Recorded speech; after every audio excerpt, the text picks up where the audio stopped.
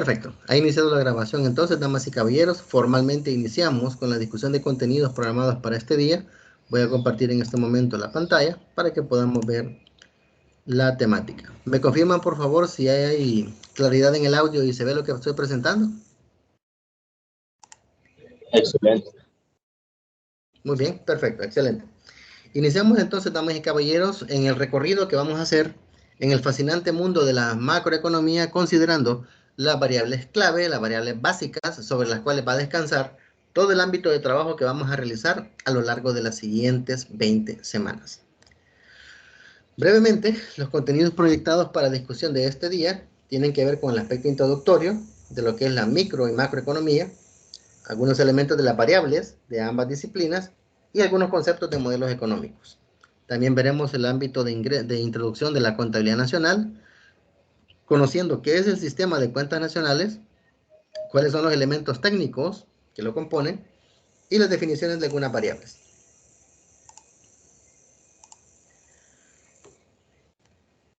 Entonces, iniciamos. Para ir adentrándonos en los contenidos que que nos vamos a volver bastante familiares en términos de la discusión, el manejo de su definición y el uso sobre todo, porque la importancia de la teoría es la verdadera aplicación de la misma, ¿verdad? No hay nada más práctico que una buena teoría, entonces tenemos que definir con claridad de qué estamos hablando para efectos de que, auxiliándonos de esa herramienta, de esa técnica, podamos aplicarla al ámbito empresarial y toma de decisiones. Entonces, una primera definición de la disciplina que estamos discutiendo en este momento es que la macroeconomía es conocida como el estudio de agregados macroeconómicos. Esa es una de las definiciones más comunes, más sencillas, que se pueden encontrar en la mayoría de textos especializados. Entonces, si la macroeconomía estudia los agregados económicos, hay que preguntarse, ¿qué son los agregados macroeconómicos? Entonces, esas son las variables que se encargan del estudio en conjunto de la actividad económica de magnitudes globales. Es decir, agregado económico es el término que se utiliza para referirse a las variables, y recalco el término, variables que componen los distintos elementos de un sistema económico, ¿verdad? En términos de su actividad y magnitudes globales. Algunos ejemplos, ¿verdad?, de agregados macroeconómicos podemos mencionar los siguientes: ahorro de la economía, inversión, crecimiento económico, formación de capital, crecimiento del comercio exterior, deuda externa, estabilidad del tipo de cambio, nivel de empleo, entrada de capital, entre otros. Es decir, si se percatan, estos son términos que no son desconocidos, es decir, son términos comunes, son términos que en alguna medida ya los hemos escuchado, ya tenemos alguna idea básica de qué se refiere, pero hoy les vamos a dar en el ámbito de esta disciplina la connotación que realmente se merece. Es decir, vamos a saber entender e interpretar qué es el ahorro en una economía, qué es, cómo se compone y qué efectos tiene un nivel determinado de inversión en la actividad económica de un país, qué tiene de bueno o de malo cierto nivel de crecimiento económico, etcétera, etcétera. Es decir, ya vamos a ir dándole un poco más de sentido a algunos conceptos que probablemente ya hayamos conocido, ¿verdad? Que no son del todo nuevos para nosotros. Entonces, la macroeconomía como tal tiene un objetivo, un sentido del por qué existe. Y según Dorbush, ¿verdad?, que es uno de los autores clásicos de la disciplina de la macroeconomía se ocupa del comportamiento de la economía en su conjunto, de las expansiones y recesiones, de la producción total de bienes y servicios, del crecimiento, de la producción, tasas de inflación y desempleo, balanza de pagos, tipos de cambio, crecimiento económico a largo plazo y fluctuaciones de corto plazo que constituyen el ciclo económico. Si se percatan, en este concepto, que es uno de los más conocidos, porque el autor es de los más leídos a nivel mundial, tiene mucho que ver con los agregados macroeconómicos que tenemos acá. Muchos de estos elementos que están aquí, dentro del aspecto de agregados macroeconómicos, están en este concepto, ¿verdad? Producción, inflación, desempleo, tipos de cambio, crecimiento, etc. Es decir, el objeto de estudio de la macroeconomía es la medición e interpretación de los cambios en las magnitudes de los agregados macroeconómicos, en esencia. Entonces, con ella podemos entender, en la medida, ¿verdad?, que podamos dilucidar la naturaleza, razones y efectos de los cambios en los comportamientos o valores de los agregados macroeconómicos, podemos entender cómo es que funciona una economía y así poder obtener recomendaciones de política económica. Es decir, vamos a ser capaces, si las condiciones lo permiten, ya al final de lo que es esta disciplina, vamos a ser capaces de entender por qué nuestro país, por ejemplo, está más o menos desarrollado que la economía de Nicaragua, por ejemplo, por qué está más o menos desarrollado que la economía de Japón, ¿verdad?, que estamos hablando de una potencia mundial, y qué diferencias hay entre los niveles de inversión que tiene Japón en educación y los que tiene nuestro país, por ejemplo. Entonces, ese tipo de comparativas, ese tipo de análisis solo es posible si logramos aplicar correctamente la macroeconomía en términos de la medición de los agregados macroeconómicos. Entonces, ¿qué es lo que debemos hacer? En primer lugar, tratar de entender qué determina los distintos agregados económicos. Y en segundo lugar, qué efectos tienen las políticas macroeconómicas sobre la evolución de la economía. Eso lo aporta de Gregorio, ¿verdad?, considerando el hecho de que no es tan importante conocer qué constituye el ahorro, por ejemplo, o cómo está compuesta una inversión en un país, sino qué la determina, qué la forma, qué le afecta, qué le ayuda, y aparte de eso, qué efecto tiene ese cambio hacia arriba o hacia abajo en su magnitud en las distintas políticas económicas que como país se pueden establecer. Por ejemplo, una política económica que fue muy útil allá en la década de los 80, para el tiempo del conflicto armado, donde no había mucho desarrollo de Internet, no había mucha intercomunicación a nivel del uso de redes, el uso de los canales digitales, por ejemplo, será muy distinta, será muy diferente a una que se puede aplicar en tiempos de pandemia, por ejemplo. Son realidades muy distintas y en ambas realidades un país debe funcionar. Entonces, ¿qué obliga? ¿Qué se tiene que hacer? ¿Qué hay que corregir? Eso es lo que vamos a conocer a lo largo del desarrollo de la cátedra. ¿Por qué nos podría interesar la macroeconomía? Algunos ejemplos por mencionar. Primero, ¿qué causa el desempleo y cómo crear fuentes de trabajo con mejores salarios? ¿Verdad? De todos es conocido de que hace poco se hizo un anuncio oficial de que el salario mínimo había sido aumentado en un 20%, ¿verdad?, para todos los sectores. Y si solo se escucha el término como tal, ¿verdad?, incremento del salario mínimo, pues para la mayoría es una muy buena noticia. Y qué bueno. Pero, ¿qué hay detrás de ese incremento en el salario mínimo? ¿Cómo se va a financiar? ¿De qué manera va a afectar otras variables macroeconómicas? ¿Qué va a afectar en la economía ese beneficio que se está dando a las personas asalariadas que reciben un sueldo a fin de mes o cada quincena? ¿Me explico? Nos permite ser un poco más críticos en el sentido de que, ¿por qué se ha hecho o se ha tomado una decisión de ese tipo en tiempos de pandemia, por ejemplo? Entonces, todo ese tipo de elementos, o sea, eso es lo atractivo, pues, de ir conociendo ya cómo se está componiendo cada uno de los distintos agregados económicos que vamos a discutir.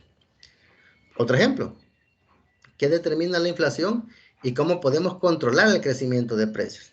De todos es sabido que el ámbito del costo de la vida ha ido incrementando, sobre todo en estos tiempos de pandemia, por todas las dificultades que esto ha acarreado, y evidentemente eso ha golpeado las economías, tanto de las economías domésticas como las economías empresariales. Entonces, ¿qué determina la inflación? ¿Qué hace que los precios de los bienes y servicios suban? Eso es lo que vamos a conocer, para efectos de ver cómo lo podemos controlar, cómo lo podemos detener en algún momento cuando vemos que está llegando a niveles que son insostenibles, por ejemplo, como lo que pasa en Venezuela, ¿verdad? Entonces, sería un ejemplo. Un tercero, ¿cuáles son los determinantes del desarrollo económico de los países y qué debemos hacer para generarlo? ¿Por qué Islandia, por ejemplo, tiene un promedio de vida mínimo de entre hombres y mujeres de 80 a 85 años? Y en nuestro país el promedio de vida es entre 60 y 65. ¿Por qué? Porque en Japón, por ejemplo, se caracterizan por tener las empresas de fabricación electrónica, ¿verdad? Una de las empresas de fabricaciones electrónicas y de componentes informáticos más grandes y eficientes del país, y no Estados Unidos, por ejemplo. Entonces, ¿por qué tienen esa naturaleza? ¿Por qué son diferentes? ¿Por qué son tan buenos en lo que hacen? Pues es lo que vamos a conocer. mediante el uso de la herramienta macroeconomía en el estudio de los agregados económicos. Siguiendo con los conceptos, Dorbush también dice que la macroeconomía se enfoca en el comportamiento económico y políticas que influyen en el consumo y la inversión, dinero y balanza comercial, determinantes del cambio en los salarios, política monetaria y fiscal, cantidad de dinero, presupuesto público, tasa de interés y deuda nacional. Es decir, se amplía el concepto original que el propio Dorbush mencionaba y habla de otras variables que, si se percatan ustedes ahora, tienen que ver más que todo con el ámbito del trabajo gubernamental. ¿En qué sentido? Que el gobierno tiene que definir aquellas políticas que van orientadas a manejar cuánto dinero hay en la economía, porque esa cantidad de dinero tiene que haber, qué efectos tiene, a qué costo se está manejando la circulación de ese dinero, que es la tasa de interés, cuánto nivel de endeudamiento podemos manejar como país, etcétera, ¿verdad? Que de hecho eso es un tema bastante polémico hoy por hoy, en este día, producto de todo el nivel de endeudamiento al que ha tenido que llegar el gobierno para efectos de cubrir las necesidades según lo que es los elementos detectados durante la pandemia, ¿verdad? Los distintos programas que se han implementado y todo. No deja de haber un poco de polémica ahí en el trasfondo, ¿verdad? Pero son realidades que estamos viviendo. Entonces, esta materia nos va a nos va a enseñar a que aprendamos a interpretar de una manera un poco más crítica por qué tal o cual decisión y cuáles efectos podríamos esperar. En resumen, esta disciplina tiene que ver con los principales temas y problemas económicos cotidianos. Para entender esto, y esto aquí es donde estamos ya entrando en detalle de cómo vamos a dimensionar los distintos problemas macroeconómicos en el desarrollo de la cátedra. Para entender esto, tenemos que reducir los complejos detalles de la economía a fundamentos manejables. Es decir, que tenemos que manejar ciertos elementos de la realidad, abstraerlos de la realidad caótica donde está inmerso de todo lo que es el agregado de los distintos elementos económicos y hacer una pequeña abstracción, es decir, crear un pequeño modelo sobre el cual vamos a hacer algunas inferencias, ¿verdad? Vamos a trabajar bastante con algunas suposiciones que nos van a permitir aislar en alguna medida un problema. Por ejemplo, vamos a querer identificar qué es lo que está provocando los niveles de inflación en la economía de nuestro país. Perfecto. Pero para ello, ¿qué tenemos que hacer? La variable inflación debemos sacarla del sistema económico como tal y empezar a analizar algunos puntos de ella. Si nos ponemos a analizar la variable inflación dentro de todo el contexto que emprende la influencia interna, la influencia externa, el elemento de la delincuencia, problemas sociales, problemas económicos, etcétera, las cuestiones ambientales, elementos como la pandemia, por ejemplo, y otros por ahí, hacen tan complejo el análisis que no tendría ningún sentido hacerlo. Entonces, podemos ver, por ejemplo, qué incidencia tiene la pandemia en el nivel de inflación que está actualmente en el país. Eso sí lo podemos hacer, porque la variable inflación se abstrae del sistema económico y le agregamos una variable que le genera un efecto, en este caso pandemia. Podemos ver, por ejemplo, el desempleo. Cómo se ha comportado el desempleo producto de la proliferación de actividades de índole virtual, donde se está dando más prioridad al no tener contacto físico que al elemento tradicional de desarrollar las cosas de manera normalmente. Esa es otra forma de evaluarlo. ¿Por qué? Porque el desempleo lo estaríamos relacionando con ese criterio en particular, que es la actividad de forma virtual. Es mucho más fácil de analizar que ver el desempleo en todas sus dimensiones. ¿Me explico? Entonces, eso es lo que nos ayuda. La macroeconomía nos permite crear modelos sobre los cuales nosotros podemos hacer análisis y tomar decisiones. Cuando abordamos estos fundamentos, la macroeconomía va más allá del comportamiento de las unidades económicas individuales. Es decir, no nos interesa tanto su comportamiento o composición, sino los efectos que eso tiene, ¿verdad? Hemos recalcado eso a lo largo de esta plática, que no es tan importante conocer cómo se da algo, sino por qué y qué efecto tiene. Esa es la clave. Entonces, en macroeconomía interesa el conjunto de bienes, pues se tratan como un solo mercado, ¿verdad? Es decir, si bien es cierto, en el mercado circulan bienes de distinta naturaleza, ¿verdad? Bienes de índole cotidiana, bienes de canasta básica, bienes de índole de inversión, bienes de índole eh, intangible, etcétera. Lo que podemos hacer para que tengamos una claridad como economía de por qué se comportan las cosas así es manejar el mercado de bienes como un conjunto. Es decir, es indistinto si estamos hablando de compra y venta de vehículos o compra y venta de granos básicos, por ejemplo. Bien es un bien. ¿Me explico? Eso permite abstraer la realidad y hacer más fáciles los análisis. Se trata del mercado de trabajo sin distinguir entre trabajo calificado o no calificado. De todos es sabido que no es lo mismo lo que gana una ama de casa, ¿verdad? Que de hecho no es un trabajo remunerado, pero sí es un trabajo que se hace. No es lo mismo el ingreso y las condiciones bajo las cuales trabaja una persona de oficios domésticos que el director ejecutivo de una empresa. Pero ambos son trabajos, me explico. Entonces se engloba el apartado de trabajo en ese sentido. No se hace una distinción si es calificado o no calificado. También es de los activos, por ejemplo. No se hace distinción si estamos hablando de acciones, que es un tipo de instrumento de financiamiento contable, o bonos, que son una especie de instrumentos de obtención de financiamiento mediante deuda. Ambos son activos financieros y así se van a tratar, me explico. Entonces, esa es una de las bondades de dar esa conceptualización al estudio de estos fenómenos. Permite facilitar un poco la situación en base a no tomar tan en cuenta la naturaleza de las cosas, sino la razón por la cual se están usando. ¿Por qué son importantes los modelos macroeconómicos? Bueno, las relaciones económicas de cualquier sociedad son tan complejas para nuestro leve entendimiento que para comprenderlas tenemos que recurrir a lo que se llama modelos, lo que ya habíamos ampliado en la lámina anterior. La utilidad de los modelos es indiscutible, menciona Anisi, porque es difícil encontrar una argumentación económica que no se apoye en alguno de ellos. En español, todo lo que ustedes conocen como políticas económicas, políticas fiscales, políticas tributarias o toma de decisiones que tiene que ver con la dirección de la economía de un país, casi siempre, se basa en resultados de análisis de modelos económicos. Casi siempre.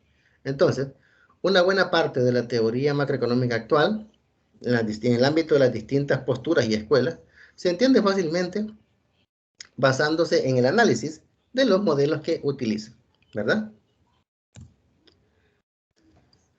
El estudio de la macroeconomía se organiza alrededor de 3 modelos que describen el mundo y cada modelo tiene su aplicabilidad en un marco temporal. Es decir, ya vamos primero definiendo que para entender la realidad económica tenemos que crear modelos, porque no podemos entender la realidad completa como tal, dada su gran complejidad. Eso es lo primero. Segundo, la creación de un modelo tiene que estar amarrada a un horizonte temporal. Es decir, no es lo mismo la connotación y variables de un modelo de corto plazo, de un año o menos, que uno que está proyectando una economía de un país para 50 años, por ejemplo. Entonces, el hecho de que tengamos un modelo, debemos asociarlo también a un horizonte temporal. Entonces, la teoría que nos indica de que hay 3 tipos de elementos temporales. Primero, crecimiento en el muy largo plazo, que es el que generalmente se utiliza en esta disciplina, pero también tenemos el del corto y mediano plazo, porque son ámbitos puntuales, ámbitos especiales de trabajo, en los cuales a veces, por la necesidad de la información o de algún requerimiento específico de un resultado, tenemos que abstraer el modelo en ese horizonte temporal, ya sea de un año o menos, o entre 1 y 3 o 5 años, que es el mediano plazo. Entonces, vamos aclarando algunos conceptos macroeconómicos. Ya después de haber tenido la parte introductoria de qué es la macroeconomía y de qué se auxilia para el desarrollo de su trabajo, vamos a conocer brevemente algunos elementos vinculados a algunos conceptos que son los más comunes que vamos a estar desarrollando a lo largo de la disciplina. Primero, oferta agregada. ¿Qué entendemos por oferta agregada? Valor monetario de la producción final que se genera en una economía a un determinado nivel de precios para un periodo de tiempo específico. Es decir, lo que la economía produce y ofrece en el mercado a un cierto nivel de precios durante un tiempo. Esa es la oferta agregada. Demanda agregada. Valor monetario de la producción final que las empresas, consumidores y Estado está dispuesto a comprar a un determinado nivel de precios. Es decir, si la oferta es lo que la economía ofrece al mercado, la demanda agregada es lo que el mercado está dispuesto a consumir, ¿verdad? Y ahí es donde surgen los famosos desequilibrios. Si la economía ofrece 10 bienes y el mercado está dispuesto a consumir 8, estoy ofreciendo 2 bienes más de los que se necesitan. Y eso va a traerme un efecto a nivel de mercado. Si yo, por ejemplo, produzco como economía 10 bienes y mi economía necesita 20 bienes, entonces hablamos de una escasez. Y eso obviamente va a traer efectos en los precios, en el nivel de demanda, etc. Entonces, este tipo de cosas son tan básicas y tan necesarias que hay que conocerlas en ese contexto, ¿verdad? Para saber el por qué se dan esos comportamientos. Oferta agregada, demanda agregada. Cuando hablamos del crecimiento a muy largo plazo, estamos hablando de un horizonte temporal mayor de 10 años, la producción está determinada únicamente por aspectos de la oferta. La curva de oferta agregada, oferta, es decir, lo que la economía ofrece, ¿verdad? Lo que el país ofrece al mercado, es vertical, es decir, que la producción no cambia, porque en el modelo se considera que estamos hablando de un elemento donde existe pleno empleo. Aquí la tenemos. Vamos a así brevemente ir introduciendo el ámbito de la revisión de estas gráficas, que es a través de las cuales podemos ver cómo miles de millones de dólares se mueven en una economía. En este caso, ¿qué estamos haciendo? Partimos de la premisa que en el muy largo plazo es indiferente cuánto se pueda generar en términos de producción porque se considera que hay pleno empleo y la oferta agregada es vertical. Es decir, hay un nivel de producción que se considera fijo para un periodo. En el largo plazo, la producción está determinada solamente por la oferta agregada y los precios están determinados por la oferta y demanda. Es decir, si la economía produce este tipo de bienes, esta cantidad de bienes, pueden ver ustedes aquí en la eje de las abscisas, el apartado de la variable producción, y en las ordenadas, la variable precio. Entonces, aquí comparamos dos variables, producción y precio. Según el modelo de muy largo plazo, la cantidad ofrecida es fija, indistintamente el precio que se tenga. Pueden ver ustedes que la cantidad se mantiene si es el precio este de acá o este de acá. Es indistinta, la cantidad es la misma. ¿Dónde cambia el asunto? En la demanda. ¿Qué me cambia la demanda? El precio. Mientras más alto el precio, la cantidad de producción que se demanda es menor. Si ustedes se percatan, mientras más cerca estamos del origen, este número es más bajo que este que está acá. Entonces, este número que tenemos acá a este nivel de precio es menor, el nivel de productos, de bienes y servicios que se consumen es menor que el que tenemos acá. Porque al haber precios más bajos, hay mayor demanda de bienes y servicios. Si se percatan, oferta y demanda agregada están reflejadas en esta gráfica de una manera sumamente fácil de entender. Alto precio, menos demanda. Bajo precio, mayor demanda. ¿Por qué? Porque en el largo plazo lo relevante es el precio en términos de lo que se consume, no de lo que se produce. Porque lo que se produce es fijo, indistintamente su precio. Eso es en el caso del modelo de crecimiento de muy largo plazo. En el de corto plazo, en el corto plazo la oferta agregada es horizontal, es decir, en el largo plazo es vertical y aquí es horizontal, es lo opuesto, ¿verdad? Aquí no importa qué precio se está hablando, la cantidad ofrecida es permanente, es fija. Aquí no. Aquí lo que se maneja es que a un precio fijo, que se mantiene constante, hay distintos niveles de oferta, distintos niveles de ofrecimiento de bienes y servicios al mercado. Es lo opuesto que tenemos aquí. Aquí lo que cambia no es el precio. Aquí se mantenía fija la cantidad, el precio cambiaba. Aquí tenemos fijo el precio, aquí lo que cambia es la cantidad. Entonces, en el corto plazo, la producción está determinada solo por la demanda agregada, que es lo que tenemos aquí.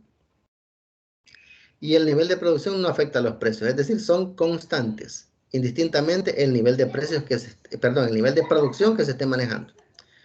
Se parte de que el nivel de producción no afecta al nivel de precios en el corto plazo. Este es un supuesto en base al modelo, ¿verdad? Que estamos considerando como parámetro para análisis. Caso de corto plazo.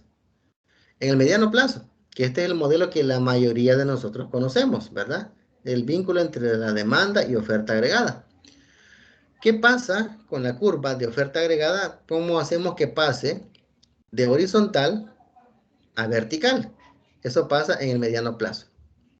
Se puede ver acá que la oferta no está horizontal, pero tampoco llega a ser vertical, sino que empieza a subir, ¿verdad?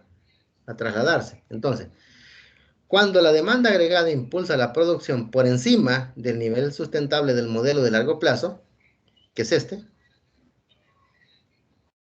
las empresas comienzan a elevar los precios y la curva de oferta se desplaza hacia arriba. Lo que decía, que como que tomáramos esta curva de aquí y la jaláramos hacia la izquierda. o la tomáramos de acá y la jaláramos hacia la derecha.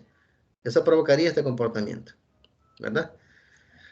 Claro, en una pizarra de forma tradicional, ¿no? A la old fashion, como dicen, es mucho más entretenido de presentar el modelo porque permite hacer algunas anotaciones por ahí, pero procuramos hacer la explicación lo más cercana a eso posible, ¿verdad?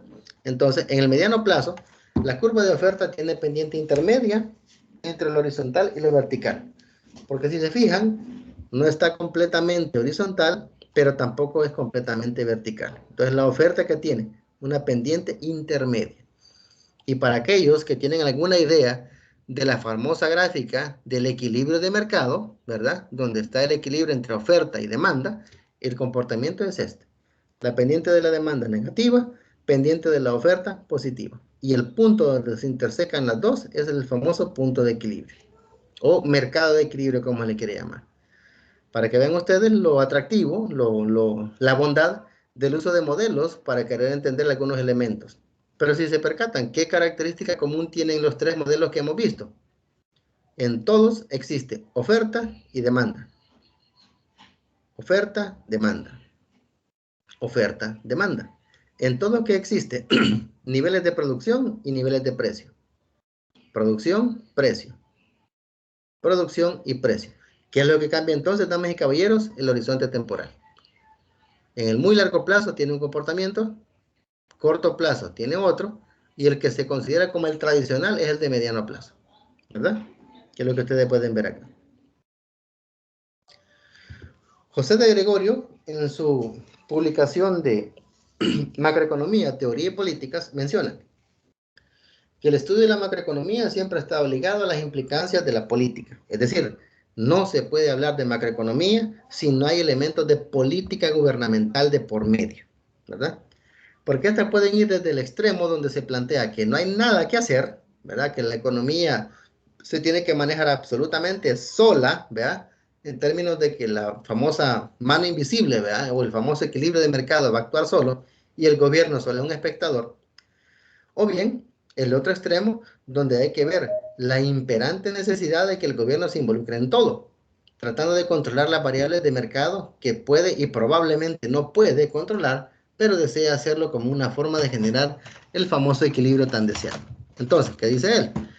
Que las implicancias políticas van desde el extremo donde se plantea que no hay nada que hacer, pues lo que observamos en la realidad no son más que respuestas óptimas de las empresas y hogares a cambiar la economía, hasta el otro extremo, donde se ven alarmantes señales de desequilibrios que sería necesario corregir con medidas de política económica. Es decir, en el primer elemento, el gobierno no hace absolutamente nada por controlar el mercado, y en el segundo, el gobierno absolutamente todos los elementos del mercado busca controlar. La mayoría de países en el mundo se encuentran en el centro, ¿verdad? Entre ambos extremos. Por un lado, hay políticas económicas que buscan controlar, buscan moderar algunas variables, pero dejan en libertad otras, ¿verdad? Y eso vuelve muy competitiva una economía en su momento. Pero también hay países que procuran hacer eso, ¿verdad? Que quieren controlar todo y eso genera bastantes consecuencias, tanto positivas como negativas, al interior de la economía. Ahora, entrando ya de lleno a lo que es esta disciplina y su uso en la toma de decisiones empresariales, que es lo que nos compete, ¿no? Como futuros profesionales, es que las recomendaciones que surgen derivadas del análisis de la macroeconomía no todo el tiempo van dirigidas a las políticas, porque en el mundo de los negocios, la evolución del parámetro macroeconómico es un parámetro fundamental. Por ejemplo, hoy en día es cada vez más importante la predictibilidad de la política monetaria. Esto tiene repercusiones en el funcionamiento de mercados financieros, donde además es posible establecer estrategias de inversión que permitan cubrir riesgos y obtener buenos retornos. Por ejemplo, las primeras emisiones de bonos que hizo nuestro país allá por el 2009, cuando intentaban financiar su deuda externa a través de la venta de instrumentos de deuda que eran letes, ¿ya? Y bonos del gobierno salvadoreño, el costo para poder generar la compra de esos bonos, es decir, el interés que el bono ofrecía, ¿verdad? O la letra del tesoro ofrecía al comprador, andaba alrededor de un 5,25% en el 2009. Las últimas corridas de colocación de instrumentos financieros para que el país haga recompra de deuda se estaban colocando cerca del 10%. Es decir, se estaba prácticamente duplicando el costo del financiamiento producto de los distintos elementos de la pandemia, la dificultad del país para obtener financiamiento, el nivel de endeudamiento que tiene, etcétera. Es decir, una serie de variables que exigen que los inversionistas digan, bueno, ¿querés que te preste dinero? Sí, pero me vas a pagar el doble de rédito que lo que me pagabas hace 10 años. Punto. Así opera el mercado. Entonces, ese dinero, porque es importante saber cuánto cuesta, porque a la larga los que terminan pagando ese dinero son las personas de un país, porque ¿de dónde saca el gobierno dinero para financiarse? De impuestos y tributos. Entonces, eso es importante conocerlo para así saber qué efecto puede tener eso en una economía empresarial.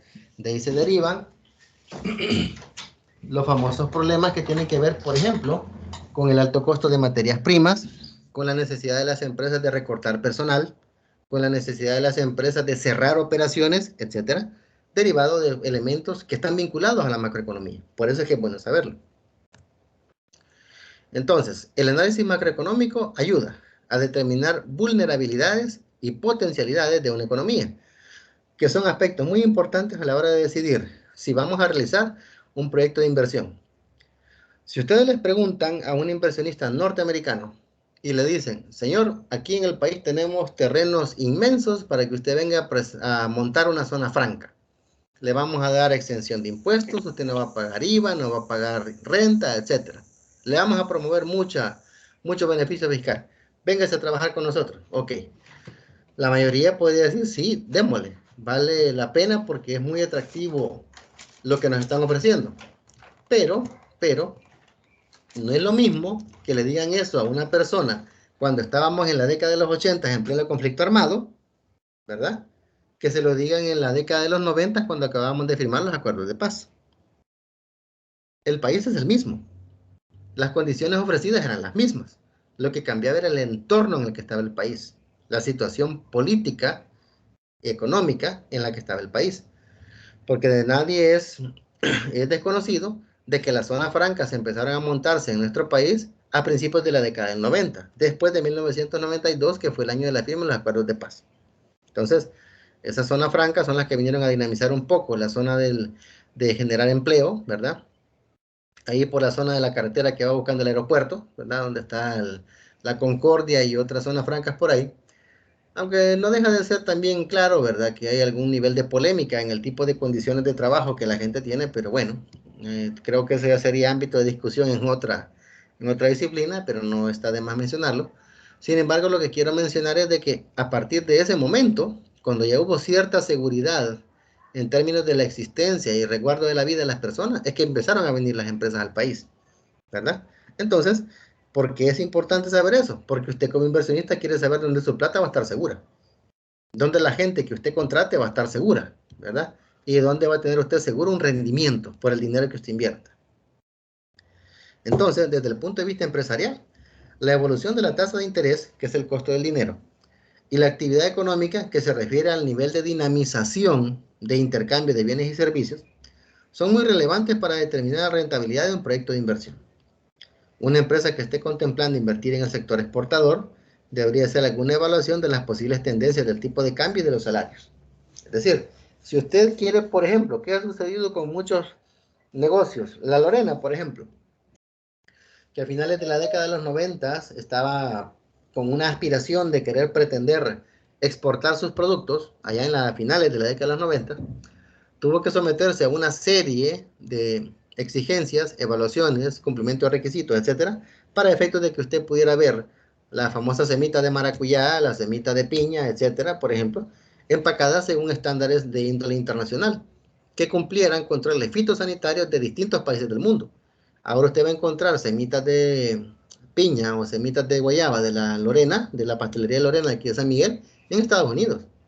La va a encontrar en Sudamérica, la va a encontrar en distintos países muy alejados del entorno centroamericano que estamos acostumbrados a manejar. ¿Por qué? Porque esa cuestión que exigía que la empresa tuviera que prepararse para esas exigencias, ¿verdad? Porque creen ustedes, por ejemplo, de que entre Centroamérica hay mucha facilidad de intercambio de bienes, por el famoso acuerdo que hay de libre movilidad entre los distintos países. Sí hay controles fitosanitarios que guardar, cierto, eso es por ley, en todo lugar, pero no es lo mismo que usted, por ejemplo, exporte café para Honduras que lo exporte para Alemania, por ejemplo. Y hay café salvadoreño que se consume en Alemania y bien pagado. Entonces, para que vean ustedes después de lo importante que es conocer cómo operan las economías, si usted está interesado en hacer negocios fuera de las fronteras, entre otras cosas. A modo de conclusión, en el ámbito de lo que es el aspecto de la macroeconomía, lo que nos interesa con el estudio de la macroeconomía es entender la realidad. En esencia, damas y caballeros, es entender por qué el país está como está. ¿Sí? Una vez que tenemos cierta noción de lo que está pasando, se puede avanzar en la obtención de conclusiones de política económica. Podemos tratar de predecir qué es lo que puede ocurrir y evaluar el estado de una economía particular, sus oportunidades y riesgos. De todos es sabido, por ejemplo, que es mucho más atractivo invertir en ciertos negocios en Costa Rica que en Nicaragua, ¿verdad? De todos es sabido de que hay mucha más ventaja trabajar y hacer negocios con países como Panamá, por ejemplo, que con México. Entonces, no es que no se pueda, como no, pero el apartado de las exigencias que ellos como país imponen son muy distintas. Entonces, esa es la realidad. Ahora, dándole ingreso al segundo tema que nos compete en esta primera jornada, vamos a hablar un poco de lo que es la contabilidad nacional, ¿verdad? Ya habíamos hablado de lo que es la macroeconomía, sus conceptos, algunas definiciones, los agregados económicos y por qué es importante el uso de la macroeconomía para entender una economía y tomar decisiones del ámbito empresarial. Ahora vamos a ver qué es el sistema de contabilidad nacional. Y según la definición de la autoridad monetaria que tenemos en el país, el Banco Central de Reserva, es el sistema que describe los hechos económicos esenciales que caracterizan a los agentes económicos de un país, haciendo uso de la riqueza conceptual de la ciencia económica aplicada al registro integrado y coherente de las transacciones que ocurren en las economías. Creo que la mayoría tienen una idea del concepto de contabilidad, ¿verdad? En términos del registro de hechos económicos de los distintos entes eh, productivos de un país para efectos de generar información para la toma de decisiones. Entonces, trasladando un poco esa definición a lo que es el ámbito de país, ya no de empresa, sino que de país, en esencia es igual. Pero ¿qué es lo que registramos? Hechos económicos derivados de los distintos agregados económicos. No de un hecho económico generador, vea, como dice la norma que tenemos que hacer para registrar un evento contablemente. No. Aquí vamos a hablar de elementos de cambios en variables como ingreso, desempleo, producción, demanda, etcétera, ¿verdad? Eso es lo que hacemos en la contabilidad nacional. El surgimiento del sistema de cuentas nacionales se remonta al menos a 1928, según la ONU.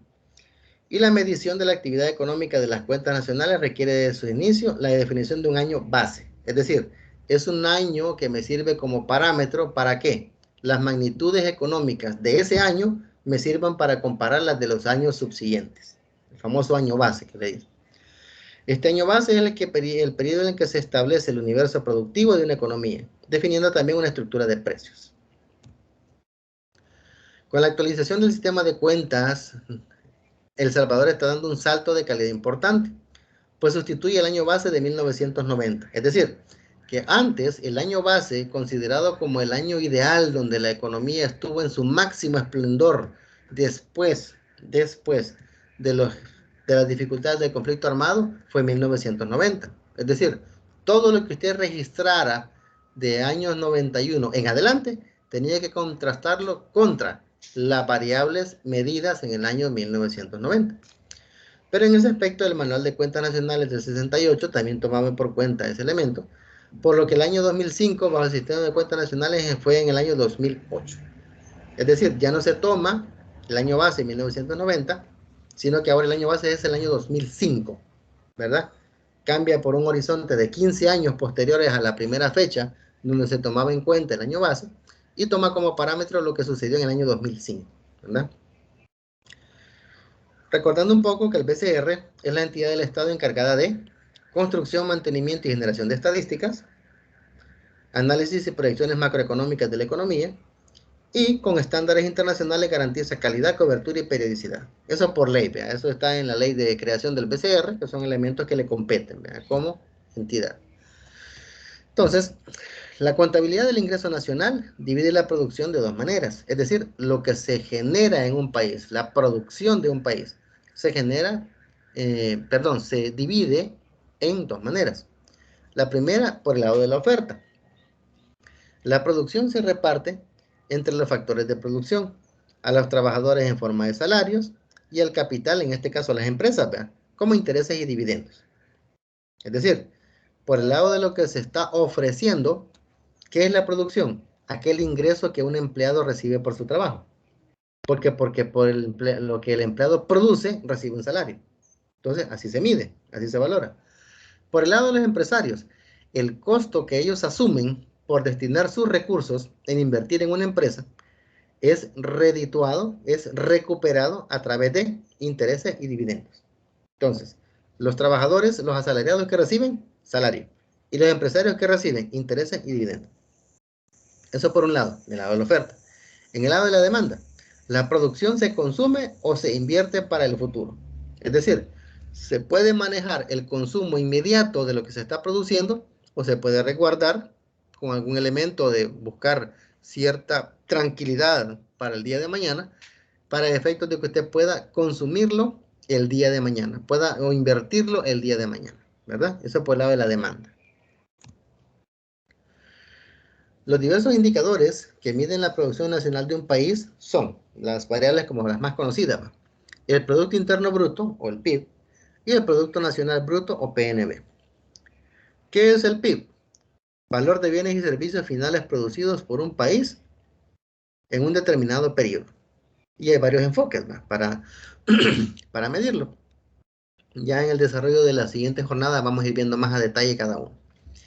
Mientras que el Producto Nacional Bruto es el valor de los bienes y servicios finales producidos por factores de producción nacionales, independientemente de su ubicación territorial, en un periodo de tiempo determinado. Es decir, que el Producto Nacional Bruto tiene que ver con el Producto Interno Bruto, que es el que tenemos acá, ¿verdad?, que es el que se produce en un país, más lo que empresas de este país producen fuera del mismo. Es decir, el Producto Nacional Bruto es lo que produzco en mi país y lo que empresas de mi país producen afuera. Esa es la diferencia entre el Producto Nacional Bruto y el Interno Bruto. De hecho, su nombre lo dice, interno, producido dentro de fronteras geográficas del país. Producto Nacional, lo que se produce indistintamente donde esté, ¿verdad? Un ejemplo clásico que me gusta traer en este contexto es lo que hace Apple. De todos es conocido que Apple es un referente en materia de la cuestión de smartphone y elementos de índole tecnológica, ¿verdad?, que es la que está ubicada en Cupertino, en Estados Unidos, ¿verdad? Pero resulta de que si alguno de ustedes tiene algún iPhone por ahí y es curioso y le da vuelta y ve que en la parte del centro hacia abajo, donde está la manzanita, dice Apple International Company. Y también dice Designed by Apple, Assembled in China. Es decir, es diseñado por Apple, Estados Unidos, pero es armado en China. Significa que lo que se puede considerar a nivel de cuentas nacionales de Producto Nacional Bruto, en términos del iPhone como tal, incluiría lo que produce dentro de Estados Unidos y lo que produce China y otros países donde se arma.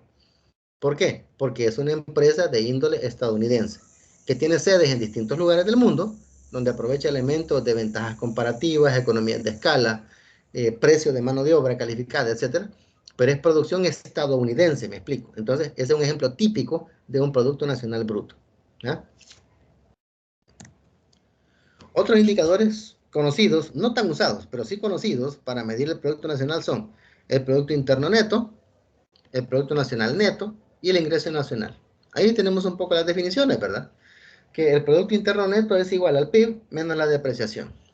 Recordemos que la depreciación es una variable de índole financiero contable, ¿verdad?, que tiene que ver con la pérdida de valor de los activos. Entonces, en esencia, eso es. El PIN es lo que más se acerca a medir el monto neto de bienes producidos, es decir, lo que estamos produciendo menos su depreciación. Ese es el Producto Interno Neto. El Producto Nacional Neto es igual al Producto Nacional Bruto menos la depreciación o consumo de capital fijo para un determinado periodo. Y en el caso del ingreso nacional, es igual al Producto Interno Neto menos el pago que las empresas hacen de impuestos indirectos. Es lo que queda para hacer el pago de los factores productivos. En español, el ingreso neto, que es igual, es todo el dinero que generan las empresas de un país menos el pago de impuestos. Porque el pago de impuestos es algo de ley, es una obligación que se tiene que hacer. Ya una vez se le da cobertura a esa exigencia de ley, lo que queda es con lo que las empresas le pagan a la fuerza de trabajo, le pagan a otras empresas por recursos productivos, etc. Entonces, eso es el ingreso nacional. Para ir cerrando, damas y caballeros, para lo que es esta semana 1, tenemos una actividad que está cargada ahí en la plataforma Canvas, que es mi primer diagnóstico. Es un tipo de actividad individual formativa. Ahí tenemos el detalle de la competencia de la asignatura, que ya la han revisado ustedes en el programa de la misma. Tenemos el apartado de las instrucciones, que son: realice el quiz de la presente semana analizando las preguntas y respondiendo de la manera más sincera posible. Fecha de entrega, domingo final de esta semana, ¿verdad? A las 23:59 horas. El instrumento de evaluación es un quiz, y como este instrumento es una actividad de índole diagnóstica, no tiene ponderación, ¿verdad? Como su nombre lo dice, es una actividad formativa, no es sumativa. Por lo tanto, se les invita, ¿verdad?, a que hagan la resolución del mismo, procurando no auxiliarse de material complementario, no auxiliándose de búsquedas en internet u otros elementos por ahí, ¿verdad? Lo que queremos es saber en qué nivel nos encontramos hoy en términos del conocimiento de la macroeconomía y sus variables, ¿verdad? Así tiramos línea base sobre la cual vamos a ir desarrollando el resto de contenidos de la asignatura. Comparto una serie de recursos complementarios. Obviamente el libro digital, ¿verdad?, que es el de Dorbush, que ese no lo podemos dejar de lado, ya sabemos que ahí está, pero también compartimos el de José Gregorio, ¿verdad?, a través de lo que es el capítulo 1, Introducción a la Economía, igual el de Dorbush, capítulo 1, y 2 videos. Macroeconomía versus microeconomía, que es cada uno, ahí está el enlace, y un video de lo que es contabilidad nacional.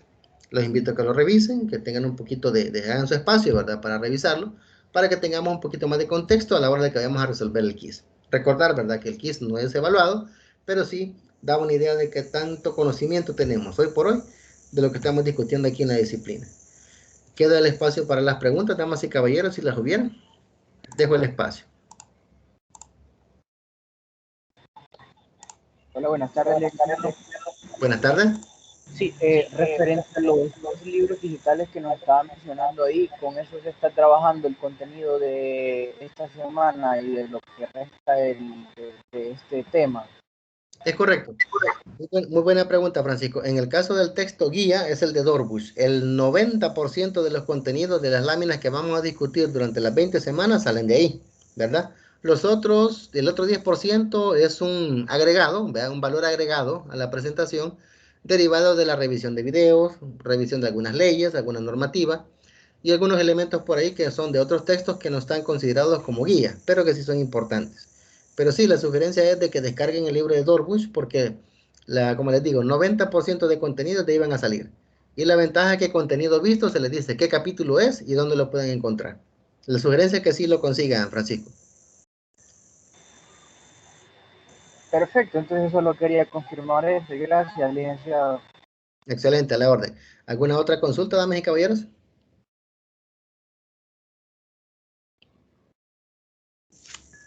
Yo tenía una pregunta, licenciado. Dígame, Benjamín. Si las clases siempre van a ser virtuales o hay que ir algún día. Vaya, qué bueno que lo pregunta, y eso me voy a adelantar.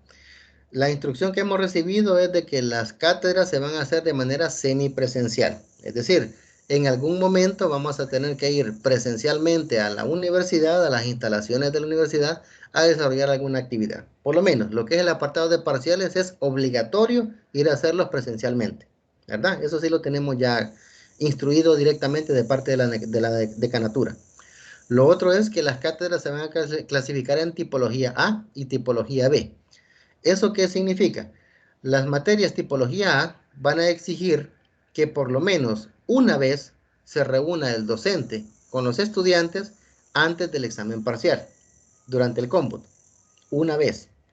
En las tipo B, probablemente porque sean de índole más práctica, como las matemáticas financieras, por ejemplo, administración financiera, estadística, etc., esas van a ser exigencia que el docente se reúna 2 veces por cómputo con los estudiantes antes del examen parcial. Entonces, Entiendo que por el momento la universidad está haciendo la tipología de todas las cátedras. Aún no nos han definido, por el caso puntual, ¿verdad?, de la macroeconomía, no me han definido si es tipo A o tipo B, pero sí es evidente, Benjamín, que nos vamos a reunir físicamente el día del parcial y probablemente 1 o 2 días antes de ese examen por la exigencia de la clasificación de las cátedras. No sé si me di a entender. Sí, gracias. Excelente, excelente. A la orden, Benjamín. ¿Alguna otra pregunta? Si gustan para avanzar, compañeros, en lo que valoran hacer algún interrogante o algo, voy a tomarme unos segundos para tomar por tercera vez la asistencia, recalcando, ¿no?, que la asistencia se toma al principio, intermedio y al final, para efectos de dar cumplimiento a la exigencia, ¿verdad? Que estudiante que tenga las asistencias completas a las jornadas de clases del cómputo va a tener derecho a hacerse el examen parcial. El que va a faltar puede hacerlo únicamente justificando en función de elementos de índole de salud debidamente comprobados, ¿verdad? Entonces recalco esto, damas y caballeros, y lo dejo en evidencia en la grabación para evitar algún posible malentendido el día de mañana, ¿verdad? Doy cumplimiento a lo que la decanatura exige de poner claridad en esos elementos para evitar algún inconveniente más adelante. Voy a tomar la asistencia en este momento.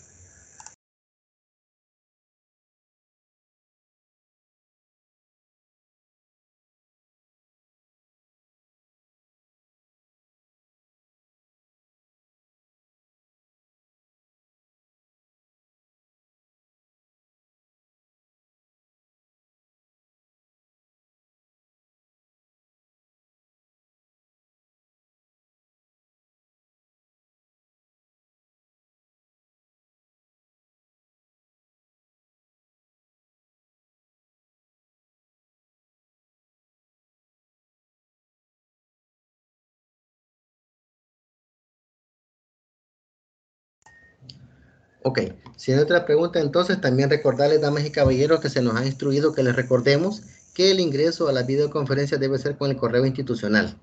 Hubieron varios compañeros que ingresaron a la videoconferencia con correos particulares, con correos personales, y eso genera que la plataforma, al no reconocerlos, les obliga a tener que esperar a que uno les dé a aceptar, ¿verdad?, para efectos de poder incorporarlos a la videoconferencia. En ese aspecto se les recuerda, por favor, atentamente, siempre hacer uso del correo institucional para ingresar a las videoconferencias, para ingresar de forma automática, ¿verdad? Para no tener que estar esperando la autorización y así pues que estemos la mayoría, ¿verdad?, ya dispuestos, listos a la hora de que estemos arrancando con las cátedras. Muy bien, entonces si no hay ninguna otra inquietud, voy en este momento a terminar la grabación para efectos de que se vaya